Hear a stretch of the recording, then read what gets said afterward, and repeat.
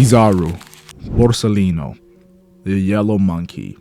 Admiral Kizaru has gone through a lot of battles throughout this series. He went from the literal embodiment of unclear justice to sacrificing himself for his best friend Vegapunk by helping Luffy eat to recover and transform back into Gear 5. He's gone through a lot of battles and is often considered by many as the strongest admiral, even though it was Akainu and Aokiji who were fighting for the fleet admiral position. As the series goes on, Kizaru goes from fighting the vice captain of the Pirate King who trained Luffy in all three types of hockey, to then fighting the world's strongest man, right-hand man, Mythical Zoan Marco the Phoenix during the Marineford War. Later he even fights Whitebeard himself, though this was a short period of time, and an old, sick, drained Whitebeard as well. He then fights newly appointed Yonko Monkey D. Luffy, which in my opinion is one of the more controversial battles because of how well and poorly he did at the same time, and I'll explain that a little bit later. Eventually Oda would confirm the mental nerf fans theorize affected his fighting capabilities during the Egghead Island arc, so let's go over it. The first thing I want to highlight when it comes to Kizaru's power is the fact that the 100 of chapters before he was introduced, he was getting high praise by Nico Robin, who of the Straw Hat Pirates is the most knowledgeable of the world politics and current events. So for Robin to say there are only 3 admirals and Akainu, Aokiji, and Kizaru, also known as the ultimate military force, and Aokiji showcases Ice Delver ability freezing the ocean and a sea monster that attacked him, Nico Robin emphasized this was the power of an admiral from the Navy headquarters. Aokiji would later go on to destroy Luffy and motivate him to improve his strength as he journeyed his way through the Grand Line. This would be a reoccurring theme of the admirals when interacting with Luffy, opening his eyes to how powerful the Blue Sea truly was. Kizaru has one of the greatest introductions in One Piece as he reaches Sabaody by riding on a cannonball. Talk about a monster. Kizaru then gets shot in the head and the bullet goes right through it, like he's some sort of ghost. It was strange, but obviously a double power. He then goes on to use his light kick to destroy one of the Mayan groves in an epic fashion, as I must admit Kizaru's power looked unstoppable at first sight.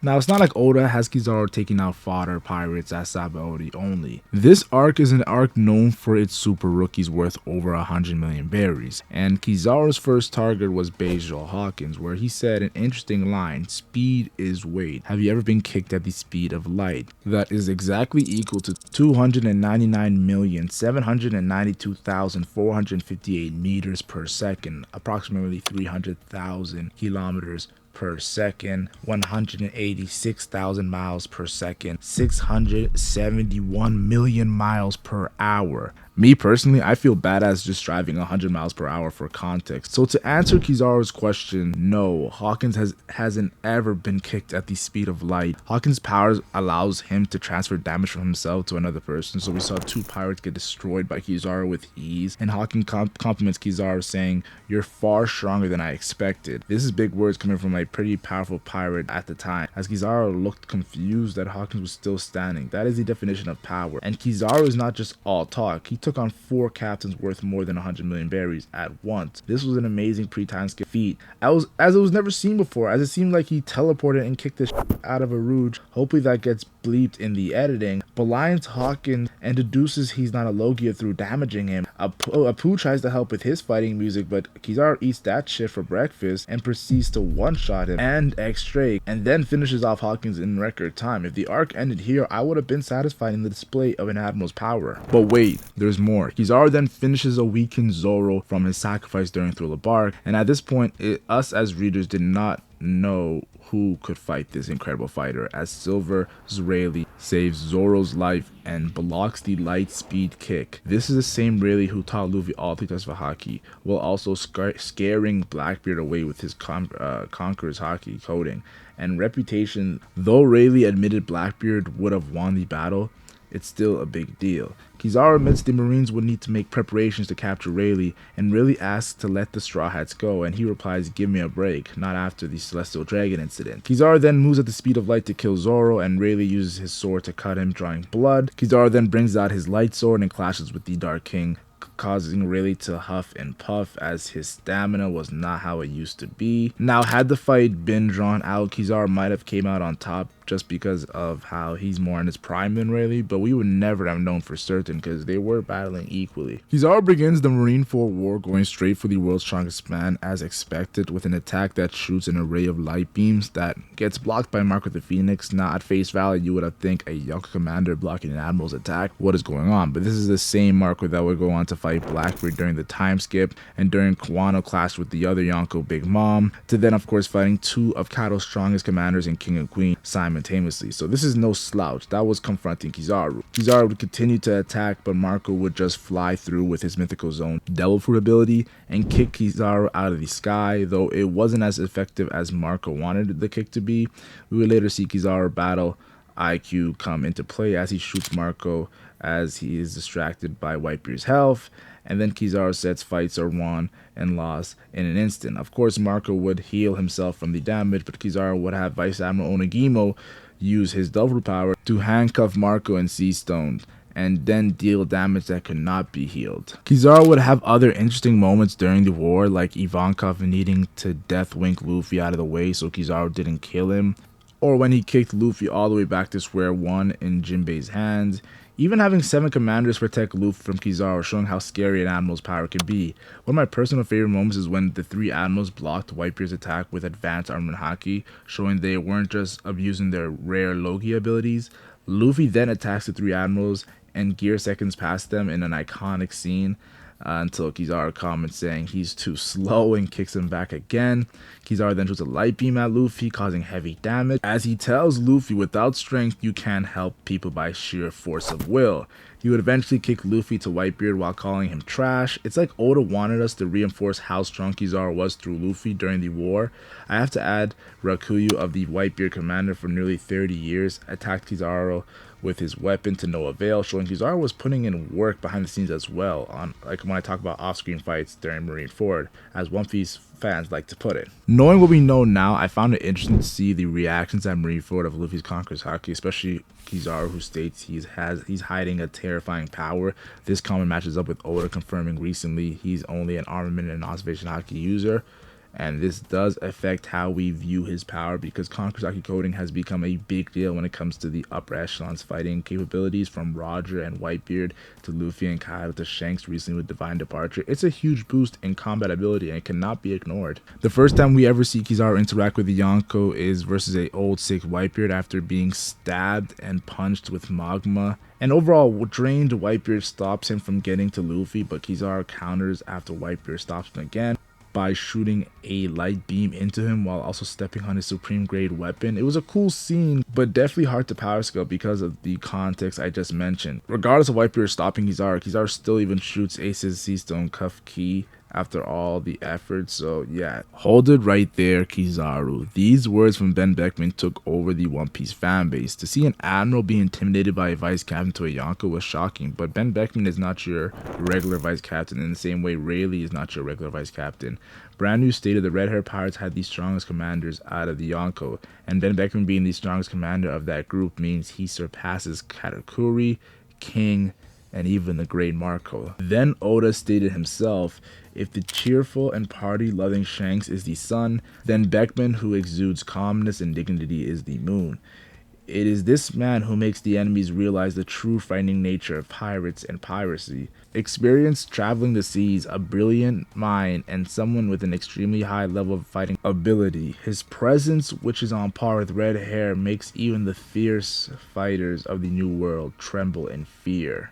Powerful words from Oda. We always knew Ben Beckman was highly intelligent when Oda said he was the smartest character after the East Blue Saga, but it's these new statements that make us understand Kizaru's reaction. Now, in his defense, he did go and attack a second later, and Ben Beckman noticed as well, showing he wasn't that truly afraid, but more respecting Ben Beckman's power, but I digress. During the reverie, when the Marines were tapping Yonko, Big Mom, and Kaido's conversation of Linen pulling up to Wano, Kizaru asked Akainu if he wanted him to go. Now, of course, Akainu said, "Nah, we don't know much about these samurai." But Kizaru asking showed he had no fear in confronting two of the greatest pirates, and Akainu ignoring Big Mom and Kaido and just talking about the samurai shows that even Akainu has no fear of the two Yonko. But we've seen this in Marineford though. Admirals are not scared of Yonko.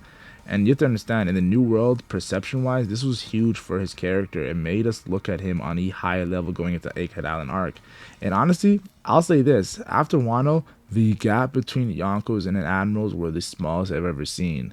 Now, of course, the Green Bull Shanks incident definitely widened it.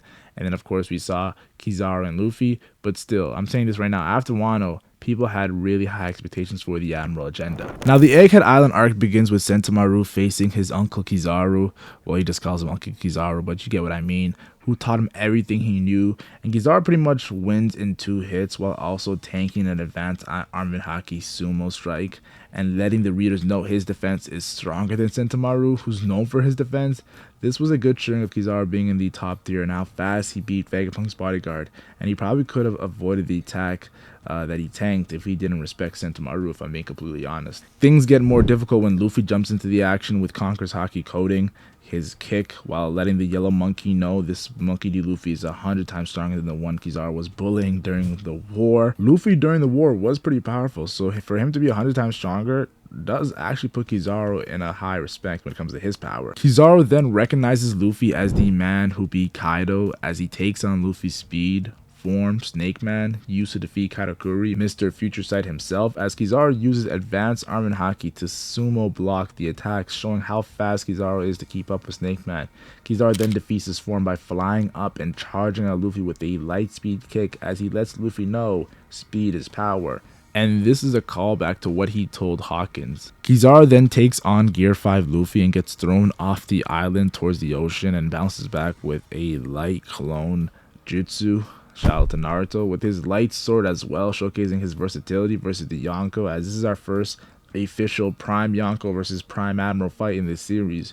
Kizaru then avoids Gear 5 Luffy to no avail and is shocked when Luffy hasn't reached his limit with his Gear 5 yet, as Luffy hits him with a White Star gun. Now, as fans, we are coming off 2 of the most durable Yonkos in Big Mom, who survived 2 Awakened Pirates' best attacks, and of course Kaido, who fought the world on Wano and tanked a similar punch that Kizaru was unable to move for a bit from. This led me to the conclusion that Kizaru does not have the durability of Whitebeard, Big Mom, or Kaido. And if you don't have the durability of the Yonko, that's a very scary thing. Kizaru does bounce back from this and tanks a Gear 5 surprise punch, and then gets back up to get his laser beam blocked by Kisanji. Well, Sanji pretty much obliterates his laser beam, which shocked Frankie and the Admiral when Sanji defied physics. Kizaru then says he has to take both Luffy and Sanji's head to the world government and kick the shit out of Sanji, and hopefully that gets believed as well in the editing, while also killing Vegapunk. This of course angers Gear 5 Luffy, who grabs both Kizaru and Saturn, we see even blood coming out of Kizaru,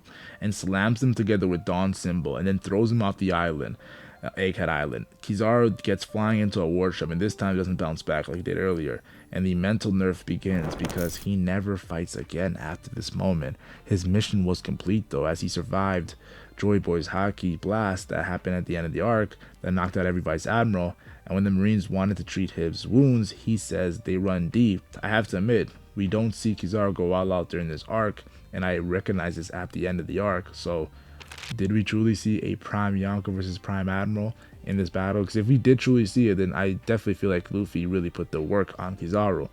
But if you want to give Kizaru some respect, he didn't go all out. Gear 5 Luffy was capable of defeating Kaido head-on in a power struggle, and Kizaru didn't do that bad in the exchange, but he didn't damage Luffy like Kaido did, and was waiting for Gear 5 to run out. But if Kizaru fought Big Mom, I think he would do better than Egghead Island showing. So how strong is Kizaru? The easy answer would be Admiral level, but I truly believe Kizaru could fight a Yonko in an extreme diff fight if able to go all out with no mental nerfs, but he hasn't shown me speed is enough power to take down a Yonko. His fellow pre-time skip admirals and Akainu and Aokiji seem to be more stronger in their battle against Roger's old rival, and until he does some significant damage to a Yonko, he is the pinnacle of Admiral level, right below the Yonko. Honestly, he's probably just leading the Admiral group of Fujitora and Greenbow in power. Now it clearly makes sense why Oda had Akainu and Aokiji fight for that Fleet Admiral position, and how both lost their Admiral position, one elevating to Fleet Admiral in Akainu and the other becoming a pirate on a Yonko ship in Aokiji. Maybe because both of those guys are not Admiral level and actually around the Yonko, while Kizaru is the pinnacle of Admiral level. but I digress. Debate in the comments if you disagree on how strong is Admiral Kizaru.